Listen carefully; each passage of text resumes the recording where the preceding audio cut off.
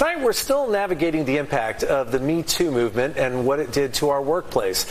It put a powerful light on sexual harassment and how men and women interact at work. In tonight's Mail Call report, CBS 8's Rocio de la Fe joins us in studio with a closer look at the challenges we face in today's work setting. Rocio?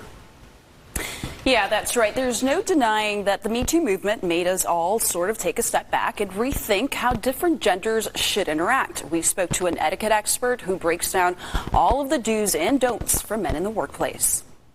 To compliment or not, what was once done almost without thinking can now be seen as an unknown risk for men in work settings. I think it probably makes some men think twice before they say something or offer something, like taking somebody out to lunch. I think it has had an effect. Dan Lawton works in a corporate setting and says the Me Too movement has left a profound impact in social and work environments. Speaking only for my profession, I would say it's made them much more cautious and aware. Etiquette would dictate that chivalry is gender-free. Elaine Swann is an etiquette expert and founder of the Swann School of Protocol in Carlsbad and says the Me Too movement has affected today's work culture and the way men behave around their female colleagues.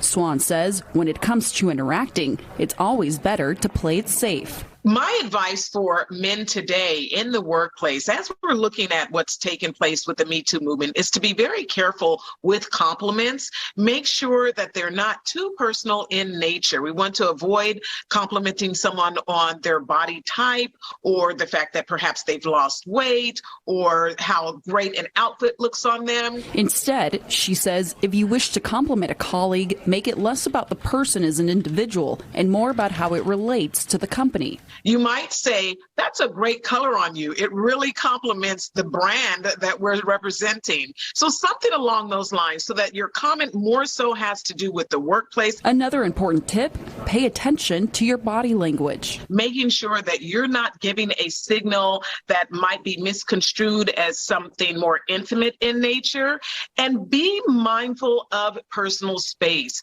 Everyone has their own bubble as far as their boundaries are concerned, so don't stand too close to an individual when you're talking to them. But Swann says it also goes both ways. Although we should be kind and considerate towards one another, gentlemen do not necessarily have to go overboard for women, and women can certainly step in and help men as well. And Swann also says that because so many of us are meeting virtually after the pandemic, it's also important that we stay away from making any comments on a person's appearance virtually as well.